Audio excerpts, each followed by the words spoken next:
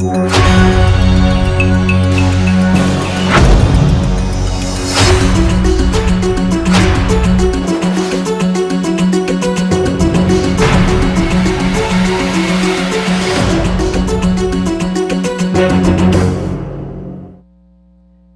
días, República Dominicana. Sean todos y todas bienvenidos a esta edición de Fuera de Récord. Hoy es domingo 10, director, domingo 10. Se acerca la cuenta regresiva para la planificación política.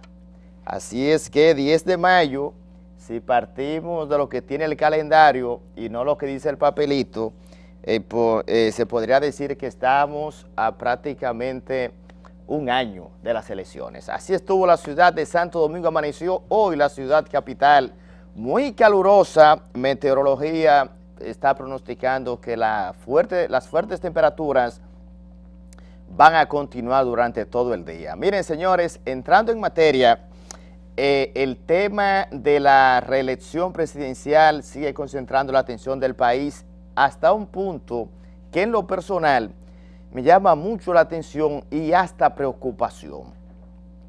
El paradero, el rumbo que está llevando este tema, no solamente en el Congreso Nacional, sino también que su misma situación, la situación interna del PLD, ya está provocando mucho hermetismo y presión en los diferentes sectores de la vida nacional, sobre todo en la parte empresarial. La presidenta del Senado, Cristina Lizardo, pienso que se ha manejado como toda una estadista, una mujer con vasta experiencia legislativa, fue diputada, senadora, la más votada en varios periodos, y aunque es la primera experiencia como presidenta del Senado, recuerden que fue vicepresidenta de Reinaldo Pared Pérez. Este tema, más de lo que se pudiese pensar de que los danilistas y los leonelistas enfrentados en la forma y en el fondo por esta situación, en los próximos días yo me atrevería a decir que esta semana, luego de los incidentes de sometimiento a la justicia por presuntos actos de corrupción por parte de Carlos Balcácer y un conjunto de abogados contra funcionarios que supuestamente estarían provocando actos de corrupción con la compra de legisladores para que voten a favor de la reelección, pienso que esa lucha interna del PLD, repito, ya se está llevando a otros estamentos de la vida nacional, sobre todo en la parte económica. El empresariado ha mostrado preocupación. El elemento novedoso es este punto de la conformación de los 9 miembros que van a integrar esa comisión especial. Ya la presidenta del Senado, Cristina Lizardo, quien me atrevo a adelantar, tiene la situación controlada dentro de lo que cabe, por la sencilla razón de que recuerden que el hecho de que la comisión como tal no se haya completado la matrícula de los 9 miembros que establece la aprobación que hizo la semana pasada el propio Senado de la República, eso de entender de que las diferencias para su conformación son evidentes. Cristina Lizardo ha manejado la situación con mucha inteligencia y madurez, porque recuerden que el reglamento del Senado es complejo. El pueblo común no maneja el engranaje legislativo. Por consiguiente, ella ese día no estaba obligada a escoger en esa sesión los 9 miembros de esa comisión especial que se votó. No lo podría hacer porque el reglamento le da un compás de espera y como tal no se iba a arriesgar a designar esos miembros cuando la situación estaba tan tensa, tanto dentro como fuera del Congreso Nacional. Ya ella adelantó de que los 5 integrantes por ahora son Reinaldo Pared Pérez, quien la va a presidir, Adriano Sánchez Roa, quien es vocero, Feli Vázquez del Partido Reformista, Amalbaristi Castro de la Estructura y Julio César Valentín, el senador de Santiago. En esa conformación como tal, especulando, o no especulando, una realidad, opositores al punto de la reelección abiertamente está Adriano Sánchez Roa, que sigue la línea de Leonel Fernández, o Julio César Valentín. De entrada a la comisión de los 5 miembros, ya hay 3 porque tanto Félix Vázquez como Manuel Aristides Castro se da como un hecho que van a votar que sí, y al igual que Reinaldo Pared.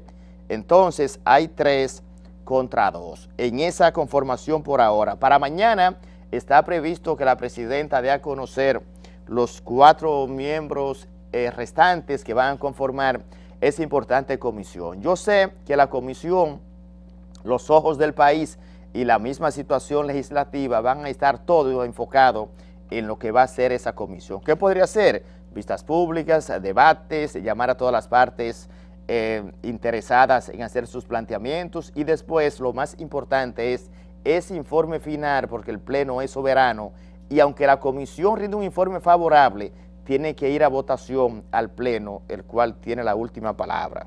Miren, señores, hay una situación tensa en la Policía Nacional.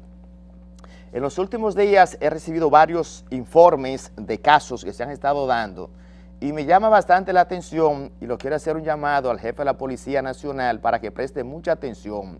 En los mandos militares, los altos oficiales, hay un hermetismo terrible.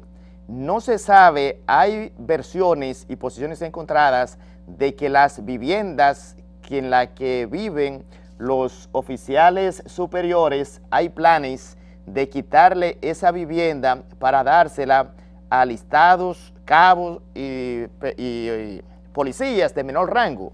Y esa situación se está convirtiendo en una bomba de tiempo en la Policía Nacional, por la sencilla razón que desde que usted se engancha, comienzan a descontarle ese plan de vivienda.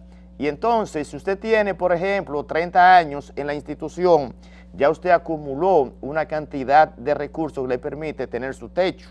Si mañana su situación económica mejora por situaciones que no la veo mal, de que usted tenga otra vivienda, ya esa vivienda en la que usted vive es algo adquirido con su sacrificio, con su esfuerzo, porque el ser humano tiene derecho a ir creciendo. Las informaciones que tengo, repito, es de mucha atención.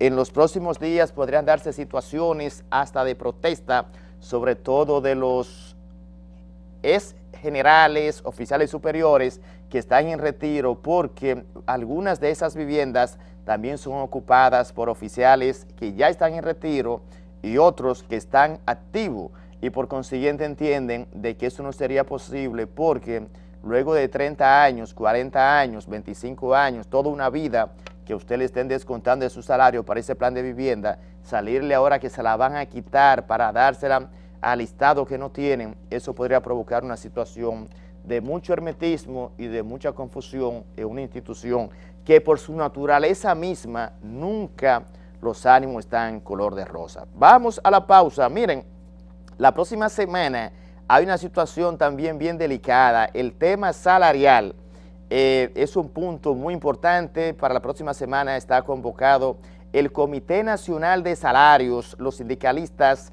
han arreciado su lucha en procura de un 30, de un 35% de aumento salarial, y por consiguiente eso también es un tema que en la semana que se avecina, ya a partir del miércoles, jueves, martes, a partir de pasado mañana, ya la situación, la postura de las centrales sindicales es arreciar su lucha en demanda de ese aumento salarial, que dicho sea de paso, el sector empresarial se ha mantenido con prudencia, buscando un bajadero, altas y bajas en las posiciones encontradas entre las centrales sindicales, por la sencilla razón de que esa correlación de fuerza y la misma postura de la ministra de Trabajo, Maritza Hernández, una postura diplomática.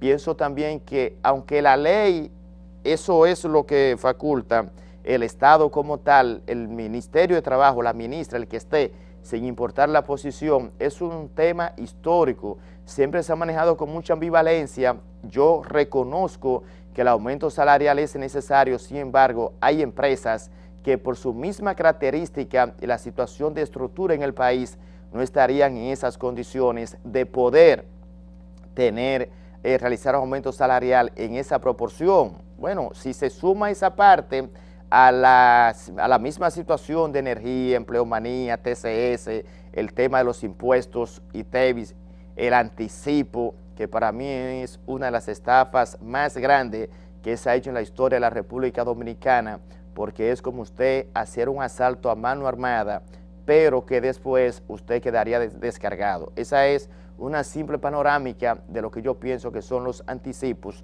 en las empresas, sobre todo en la micro y mediana, donde hacen mayor impacto negativo. Vamos a la pausa. Recuerden que usted puede continuar con nosotros, seguirnos a través de todas las redes sociales. Ahí estamos sumamente activos, llevándole las mejores informaciones. Al regreso, vamos a conversar con el presidente de la Asociación de Industriales de Herrera y la provincia de Santo Domingo, Antonio Taveras Guzmán. Tema salarial, tema energético, eso y mucho más en este programa, este domingo 10 de mayo, a casi un año de las elecciones, el conteo regresivo. A la pausa y no se muevan.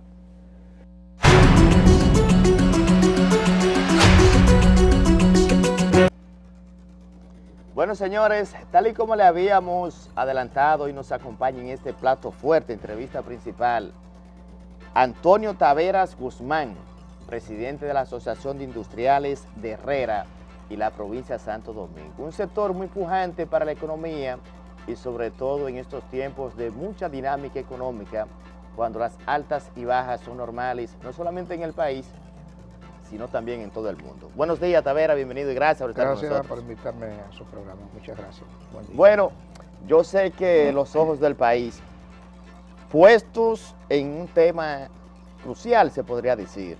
Para el próximo 13 está convocado el Comité Nacional de Salarios. Hay varias posiciones encontradas. Los sindicalistas han amenazado con varias protestas en demanda del aumento salarial de un 30%. La situación al día de hoy, ¿qué le parece? ¿Qué lectura? ¿Ya ustedes tienen un diagnóstico, un levantamiento hecho? Mire, lo que nosotros hemos planteado es que las posiciones radicales hay que deponerlas. Hay que sentarse en la mesa de conversación, viendo el problema en términos generales e integrales. Hemos dicho siempre que es necesario un aumento salarial, pero este aumento salarial no puede crear inflación en la economía, ni puede crear distorsiones en las empresas. O sea, es una situación donde usted a veces tiene que decidir entre dos cosas que no están bien, decir dos cosas malas, entonces hay que decidir por las más positivas entre los malos, ¿no?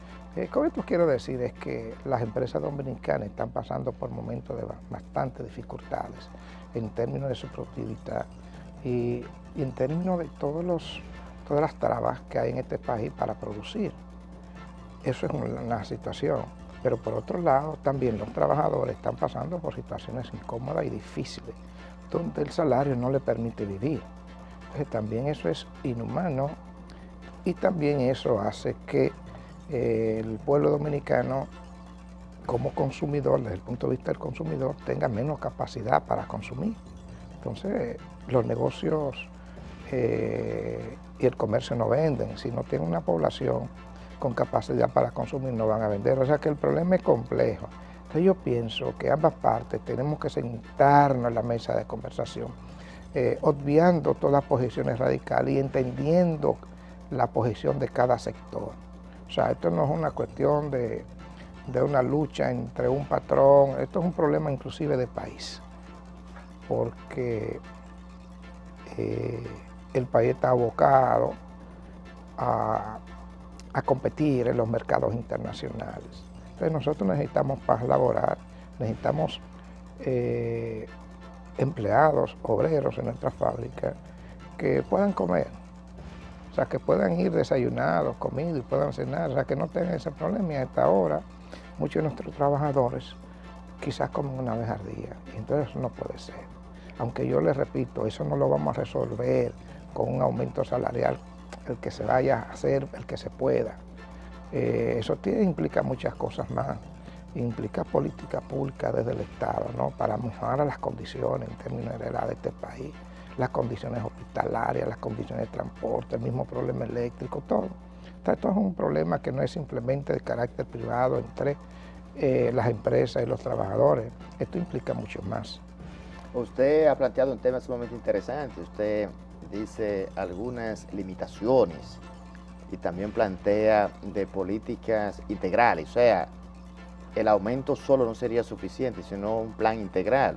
Claro. Cuando hablamos de ese plan integral, ¿de qué hablamos? O sea, ustedes, por ejemplo, un condicionante sería, aumentamos tanto, pero necesitaría el sector tanto, para dentro de ese esquema piramidal, se podría decir, el efecto cascada, aumento salarial y políticas públicas que vayan en consonancia con Sí, eso mire, que me acaba de plantear. a lo que yo me refiero es que usted pudiera hacer un aumento salarial de lo que sea, un 15, un 18, un 20, hasta un 30.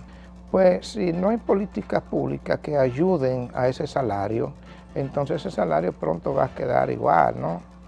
Por ejemplo, constitucionalmente está establecido que el Estado tiene y debe, está en la obligatoriedad, y es un derecho de los ciudadanos de recibir algunos servicios públicos, como el transporte, buen transporte, buenas atenciones hospitalarias, buena electricidad, buena luz en su casa. Entonces, en fin, una serie de servicios que vendrían a aumentar, porque no es lo mismo, por ejemplo, si un trabajador tiene un sistema de transporte, por ejemplo autobuses, en la 27 de febrero, vamos a suponer, para llegar a mi compañía, que esté a tiempo, que sea más o menos asequible, entonces el salario le va a rendir. Entonces de eso se trata, de que hay un salario nominal y hay un salario real. Entonces el salario real es aquel que tiene la capacidad de comprar lo que usted necesita para sobrevivir. Entonces ahora no está pasando eso. Y la medida que usted le brinde un buen transporte público a la ciudadanía, la medida en que usted le brinde buenos hospitales donde puedan asistir sin problema, y sobre todo una educación pública que sea gratuita o que pague poco, para que el porcentaje que pagan muchos de nuestros empleados que tienen su niño en pequeño colegio porque no confían en las escuelas públicas, pues entonces eso baje. Lo que sí ustedes están convencidos es la necesidad del aumento salarial. Claro, lo que no claro. hay un Claro, tope. mire, aquí hay varias escalas salariales. La mayor anda en 11.200 y pico de pesos, 11.200 y algo. Y entonces el Banco Central ha establecido que para vivir una familia, es decir, las canastas familiares necesitan cerca de entre 26 y 30.000 pesos. Entonces, si la mayor escala salarial está en 11.200, ni siquiera se alcanza para que una familia pueda vivir. Entonces, y los otros salarios de 5.000 y 7.000 pesos. Es una situación, pero óyeme, pero esto contrasta con una economía que ha estado subiendo, que ha estado creciendo un 7.3%, y en los últimos 50 años ha crecido un 5.5%. Entonces, aquí hay problemas estructurales de la economía que no permiten que haya una mejor distribución de esas riquezas que hemos estado creando. Y eso es un crimen social. Y lo dice un empresario, pero lo dice un ciudadano preocupado por este país, porque este país avance y porque este país es de 10 millones de habitantes. El crimen no es de un grupo de nosotros los empresarios, es de 10 millones de ciudadanos. Usted acaba de poner un tema que de verdad, más que empresarial, es humano.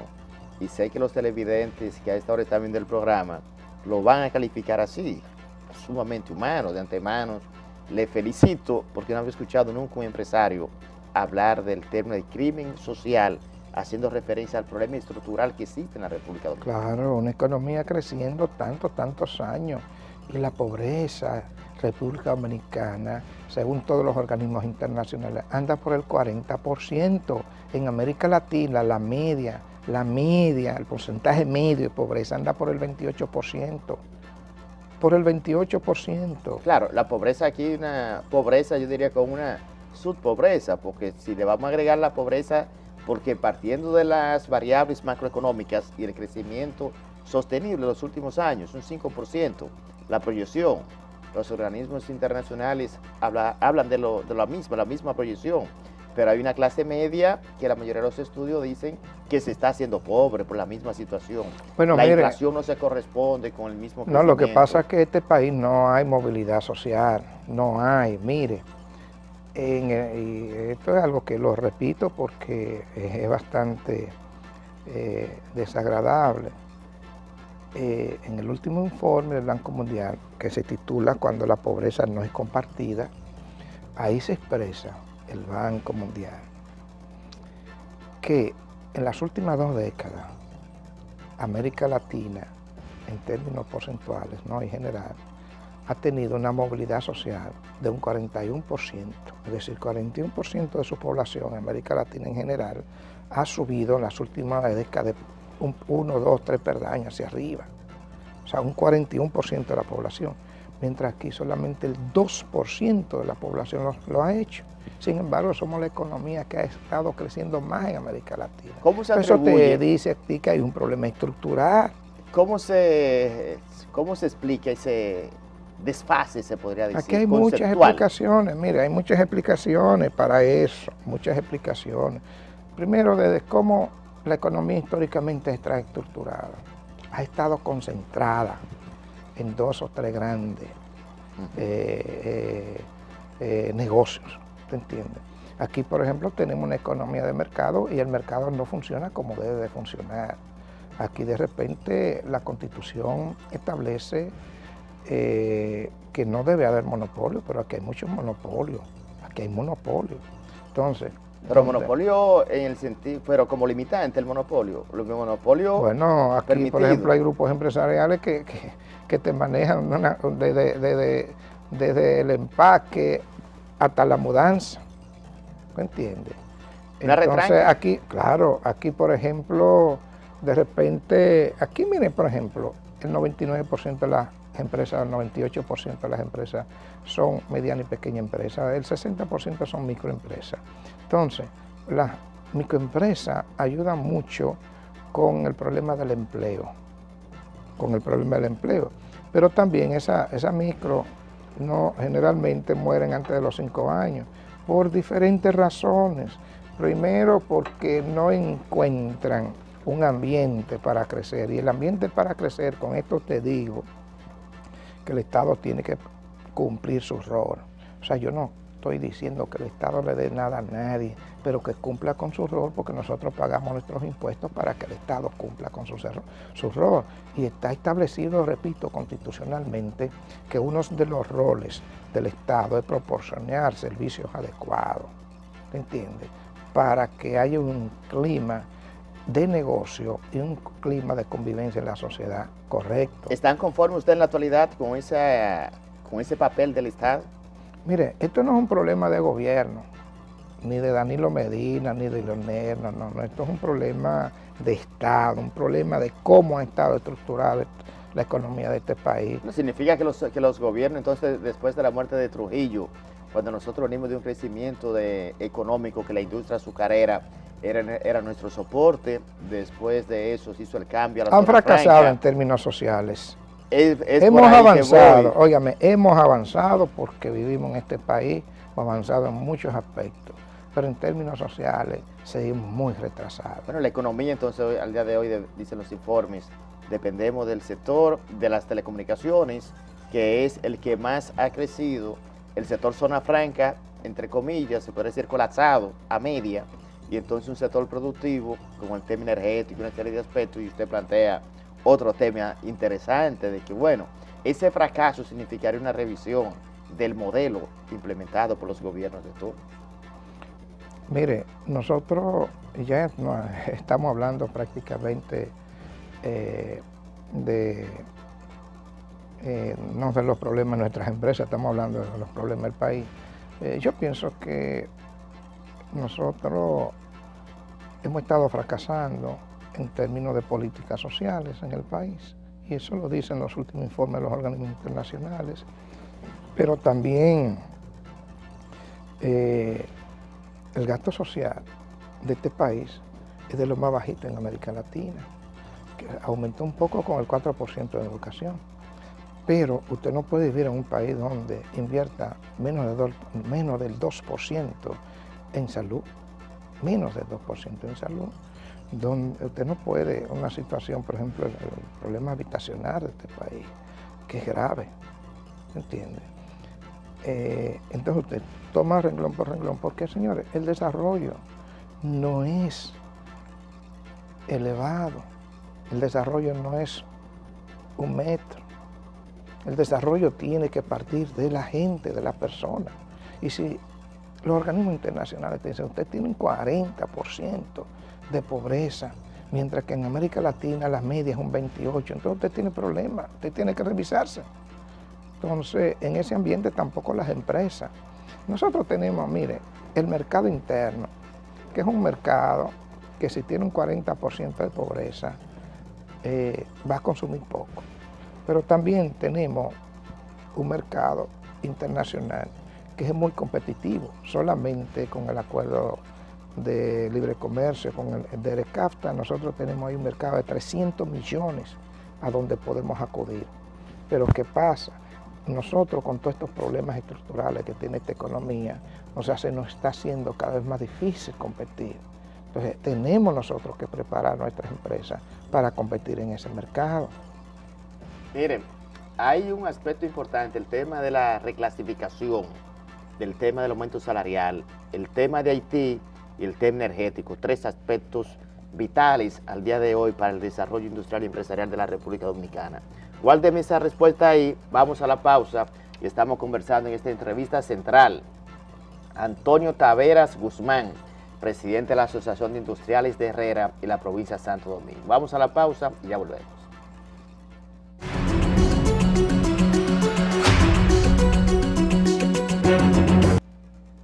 Continuamos conversando con Antonio Taveras, presidente de la Asociación de Industriales de Herrera y la provincia de Santo Domingo. Antes de la pausa, se nos quedó un tema vital.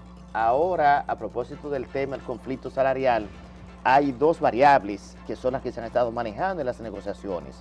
Tanto Copardón como la Asociación Nacional de Jóvenes Empresarios coinciden en el tema de la reclasificación de las empresas para poder fijar el tope de una negociación y llegar a un entendimiento para el aumento salarial. ¿Qué favorecen ustedes? Mire, nosotros hemos dicho que no debemos de hacer depender un aumento salarial del cumplimiento de la clasificación de la ley 488, porque es una ley que ya tiene algunos elementos de obsolescencia. Entonces, lo que se está planteando es que si mi empresa hoy paga 11.200 pesos, con esa clasificación, o sea, paga 11.200 pesos salario mínimo, porque soy empresa grande, esa empresa mía grande pudiera crear en una empresa mediana, entonces pasaría a pagar 7.000 y pico de pesos. Entonces, en ese sentido, aunque usted no va a poder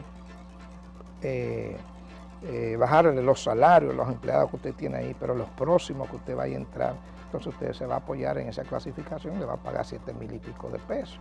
Eso es lo que nosotros decimos que no.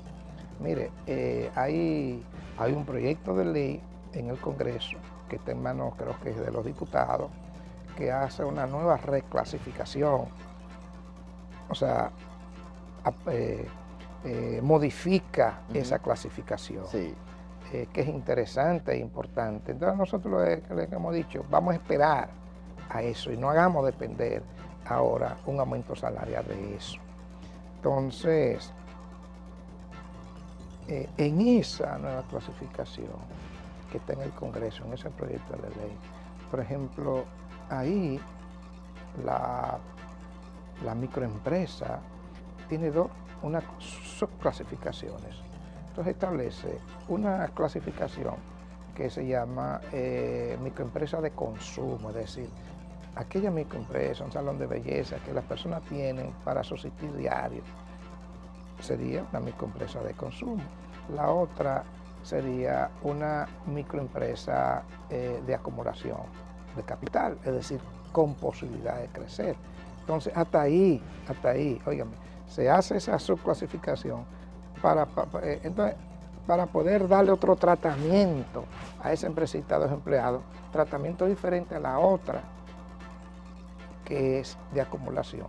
Entonces eso va a tener que ver mucho con salario, va a tener mucho con acceso al financiamiento. Entonces yo digo, bueno, pero ¿por qué no esperamos eso? Entonces nos sentamos en la mesa de negociación y establecemos un salario donde las empresas no se afecten y donde el trabajador pueda subírselo un poquito más su capacidad de consumo, porque tiene que vivir. Esa propuesta ya ustedes se la hicieron a... Nosotros hicimos eso. ¿Han consensuado con los sindicalistas? En una nota de prensa. No, porque fíjese, nosotros, aunque somos del Comité Ejecutivo del Consejo Económico Social, a nosotros no nos incluyeron la discusión salarial. Ah, pues en exclusión.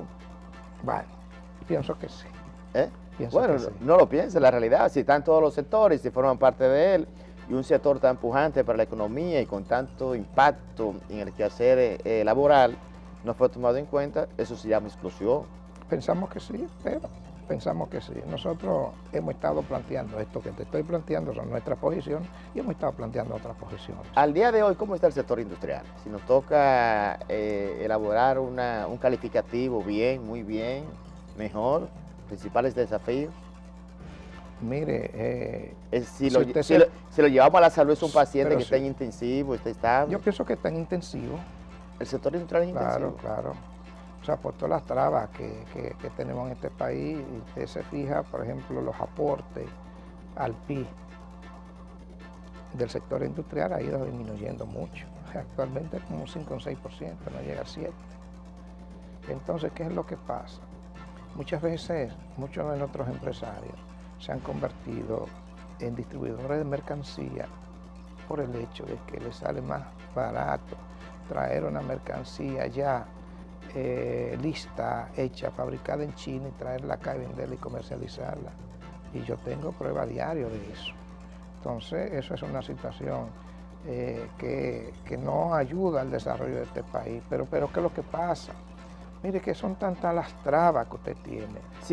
¿Cuáles son esas trabas? Las principales trabas. Óigame, desde una estructura tributaria que es inconsecuente, hasta un problema eléctrico que tiene 60 años, que te aumenta muchísimo los costos. Usted tocó primero el tema de las importaciones, parece que lo está golpeando mucho.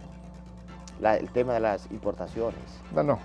No, me refería a que muchos empresarios han cambiado de ser industriales, manufactureros, a traer mercancía ya fabricada en China y en otros países porque están saliendo más baratas, más económicas que fabricarla. Eso nos plantea a nosotros un problema de empleo, un problema de desarrollo, porque, óigame... ¿Cuáles son las principales trabas al día de hoy? Bueno, si usted le toca enumerar 5. Yo le acabo de decir que aquí, por ejemplo, si usted empieza con el problema de cómo está estructurado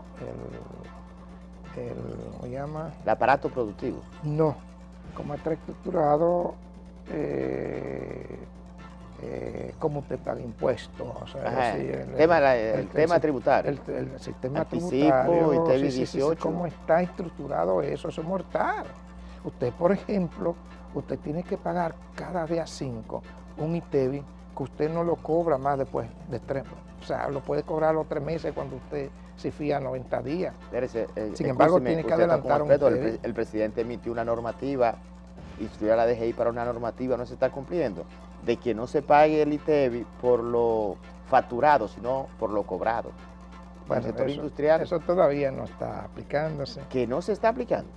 ¿Y por qué? Dice por lo facturado. O sea, que antes usted facturaba y tenía que pagar el ITEVI. No. Pero hay después... que pagar su ITEVI, de que usted facture, usted paga su ITEVI a los días 5. Los días 5, usted tiene que pagar su ITEVI, cobre o no cobre. Eso es así. Pero hubo una disposición del presidente. No sé, hay que pagarlo. Y en aduana usted tiene que pagarlo por adelantado muchas veces también.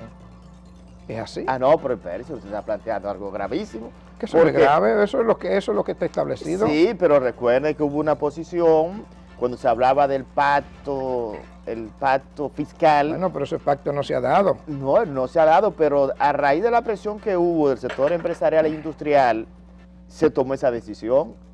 Yo era de los que pensaba que veía ese silencio, pensé que el sector industrial y empresarial estaba de fiesta, muy contento con eso. Tendría que decirle a mi departamento. Muchas fotos bonitas. ¿Qué está pasando? No, ustedes estaban muy contentos. Entonces, fíjense. Y salían contentos. Eso es un problema. El problema eléctrico es otro problema sí, gravísimo. Pero el tema tributario, porque espérese, ese tema tributario es un tema importantísimo. Porque el ITEVI, por ejemplo, si se sigue cobrando así más el tema de los anticipos, más la TCS. Claro. O sea, yo sé que es una presión fuerte, Muy entiendo. fuerte, muy fuerte. Pero, por muy ejemplo, el fuerte. tema de los anticipos, algunos plantean fórmulas alternativas que podrían ser. Si a ustedes les toca, por ejemplo, un planteamiento hacia el Ejecutivo o llevar ustedes como sector un plan Mire, al lo Congreso que pasa, Nacional. mire, eso es tema de una gran reforma fiscal que aquí hay que hacer, una gran reforma tributaria que hay que hacer, que inclusive está planteado en la Estrategia Nacional de Desarrollo, que es una ley. Es una ley. Entonces es un tema para ahí, pero nosotros pensábamos que esa discusión sobre una nueva reforma tributaria la íbamos a empezar ya. Pero desde el gobierno se ha dicho que en este periodo de gobierno va a ser posible. Entonces, no va a ser posible. No va a ser posible. ¿Por qué? Porque de mi punto de vista lo están atando a un ciclo electoral. Entonces yo he dicho siempre que las reformas estructurales que necesita este país no pueden estar atadas a los ciclos electorales. O sea, ningún país va a avanzar cuando se está pensando en voto y no en desarrollo. Pero este es un buen momento para, a propósito del tema de reforma y de modificación, de que se podría hacer un componente, el momento sería oportuno para que ustedes como sector hagan esa propuesta del tema, aunque sea una colita, porque cuando usted me plantea el tema tributario, se le nota que hay mucha presión tributaria en el sector. Bueno, siempre se ha dicho desde el gobierno de que la presión tributaria aquí es muy baja. Esta es un 15, está alrededor de un 15 y está realmente por debajo de muchos países, ¿no? Pero el problema es que... Bueno, habrá que ver si la realidad de los otros países es la realidad nuestra. El problema es que aquí hay una iniquidad en términos tributarios, ese es el grave problema. Hay pocos que pagamos mucho y muchos que pagan poco o no pagan nada. Entonces es un problema de iniquidad que hay que resolver. Y el problema eléctrico, vimos una propuesta del CONEP recientemente, por ejemplo, el CONEP está planteando de que el pacto eléctrico, que lo siento un poco hasta estancado, la propuesta del CONEP ahora se limita a que abarque el tema de los subsidios a las personas que consumen hasta los 100 kilovatios hora. ¿Qué le parece a ustedes? Bueno, mire, lo primero es que nosotros no estamos de acuerdo con ningún tipo de subsidio a empresas y a sectores empresariales. Ahora, por la misma situación de carencia de esta población, el Estado debe de focalizar algún tipo de subsidio hacia sectores que son, repito, muy carenciados. Ahora, este debe ser un subsidio muy focalizado y un subsidio donde tenga programado un término, porque la gente no puede vivir en estado carenciado toda la vida, entonces no puede acostumbrarse a que el Estado le dé nada. Pero yo pienso que sí, que pudieran dar por los 75, 100 kilos, por ahí, un subsidio que el Estado le dé a algunos sectores carenciados, claro. No es pretender que la sede sea estatal o sea privada, le den eso al Estado para que el Estado no le pague. Bien pudiera ser el mismo llamado bono luz, ¿entiendes? Algunas personas que se le den. Pero repito, tiene que ser bastante focalizado, porque fíjese lo del PRA, ¿se acuerda del PRA? Sí, el programa de reducción de apagones. Sí, pero muchas empresas pequeñas se mudaron a los barrios que daban ese subsidio. Entonces, eso es trampa. Entonces el Estado tiene que buscar solamente subsidiar a aquellas personas que lo necesiten y por un tiempo determinado.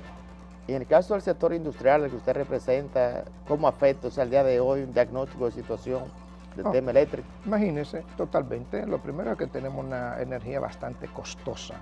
Segundo, muy deficiente. Tercero, nosotros tenemos que tener 2 y 3 plantas en nuestras empresas también, porque al ser tan deficiente este servicio y comprar gasoil bastante caro también, aunque ahora está un poco más barato, pero usted tiene que convertirse también en un productor aparte en su planta de producción para poder producir lo que usted produce. Eso es un costo que otros países no lo tienen. Una variable, en cierto tomar en cuenta. El tiempo se nos está terminando, no me quiero ir sin el tema haitiano.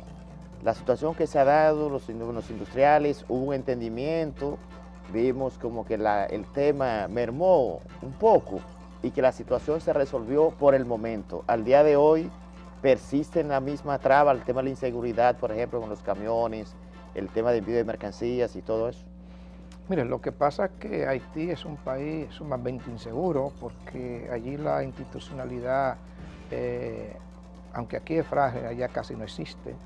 El mismo Estado haitiano no tiene la capacidad de proporcionarle seguridad, no solamente a sus ciudadanos, sino a los mismos camiones que entran de aquí para allá.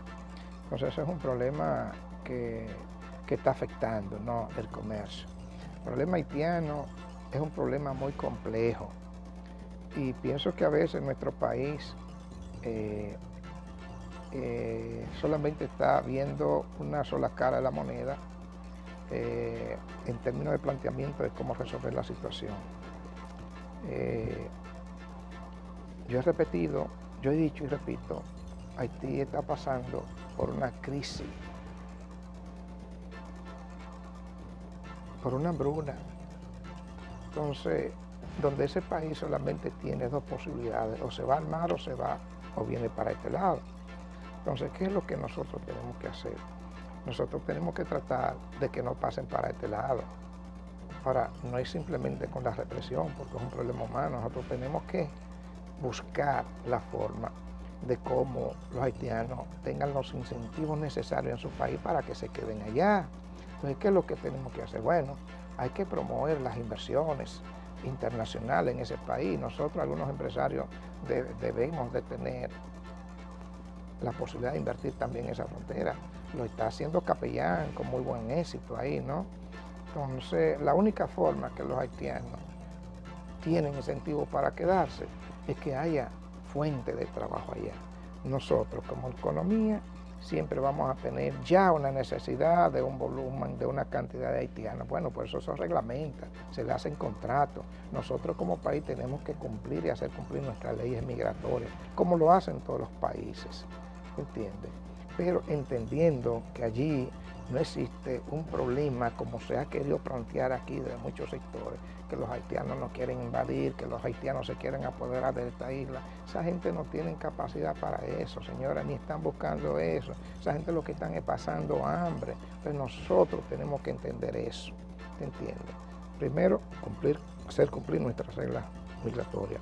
Segundo, entender que allí hay un problema económico, como todas las migraciones son económicas, y que ellos tienen o el mar o nosotros. Entonces, si nosotros no queremos que pasen para acá, entonces hay que poner controles en la frontera, hay que hacer cumplir nuestras leyes migratorias, hay que saber qué cantidad de haitianos necesita nuestra construcción y reglamentarlo y poner multa a los empresarios, sea la construcción, lo que sea, que no cumplan con los contratos, que no devuelvan a esos haitianos o que no hagan un nuevo contrato si lo necesitan, ¿no?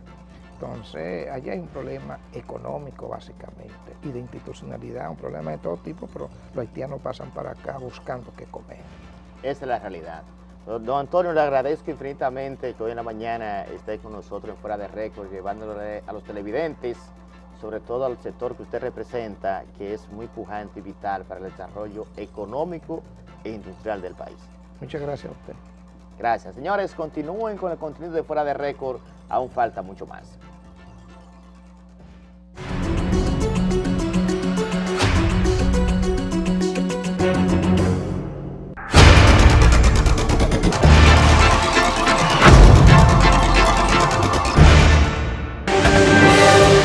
Más adelante le voy a tener detalles de la situación política porque hay una información que se ha estado filtrando en los últimos días en las redes sociales y ya me la confirmaron, el tema del papelito de Leonel.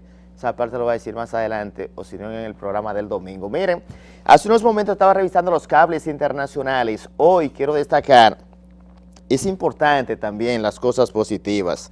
La República Dominicana ayer finalizó en la ciudad de Pereira, en Colombia, un evento importantísimo que tenía que ver con el tema de la aseguradora y la agropecuaria en la región. En ese evento internacional, donde habían delegaciones de varios países, salió a relucir, de acuerdo a los cables internacionales, Pero esta información fresquecita la quería compartir con ustedes. Miren, esa persona que está en pantalla, ese es el representante de la aseguradora Swiss, que es una reaseguradora de mucho prestigio en el mundo. El director de esa empresa para África, Américas y Asia, el señor Reto Swider, respaldó públicamente en ese evento y felicitó a la República Dominicana por el avance que ha tenido en el tema de la aseguradora agropecuaria. Y como la agropecuaria es un tema importantísimo en la República Dominicana, no solamente por el impacto que le ha dado el presidente Danilo Medina por la forma de manejarse el apoyo a la agropecuaria,